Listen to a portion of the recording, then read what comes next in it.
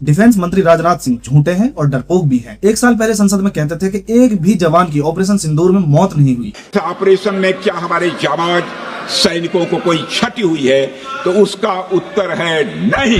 और एक साल बाद गवर्नमेंट से 6 शहीदों की लिस्ट जारी होती है जिन्होंने अपनी जान गंवाई थी ऑपरेशन सिंदूर के तहत। भारत सरकार ने ऑपरेशन सिंदूर में वीर गति प्राप्त करने वाले देश के जाबाज जवानों के नाम सार्वजनिक कर दिए हैं। सरकार ने देश के लिए सर्वोच्च बलिदान देने वाले 6 जवानों के नाम साझा किए हैं। चाइना जब हमारी टेरिटरी में घुसता है तो सैटेलाइट इमेजेस साफ साफ बयान करते हैं कि चाइना घुस चुका है। तब भी हमारे प्रधानमंत्री कहते हैं कि ऐसा कुछ नहीं हुआ। प्रधानमंत्री कहते हैं न कोई घुसा है न कोई घुसेगा। न वहाँ कोई हमारी सीमा में घुस आया है, न ही कोई घुसा हुआ है, न ही हमारी कोई पोस्ट किसी दूसरे के कब्जे में है।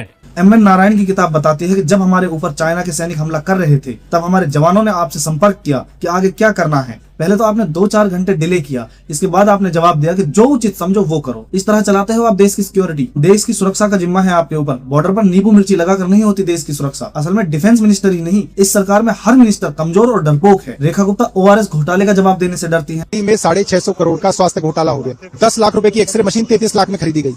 ₹2.5 का ORS 15 रुपए में खरीदा गया। 150 रुपए की चादर 450 रुपए में खरीदी गई। नितिन गडकरी जो एथेनॉल बना रहे हैं और उसकी वजह से जो देश में पानी की किल्लत हो रही है, उसका जवाब देने से डरते हैं। आर्गुमेंट करने वाले लोग हैं ना, ये सबसे देश में एंटी नेशनल है। देश में पानी की कोई कमी नहीं। शिक्षा मंत्री Dharmendra Pradhan NEET paper leak होने से जिन बच्चों की जान गई उनका जवाब देने से डरते हैं। जो लोग देश को टुकड़े टुकड़े करना चाहते हैं वही लोग आज डफली बजा रहे हैं जंतर मंतर में।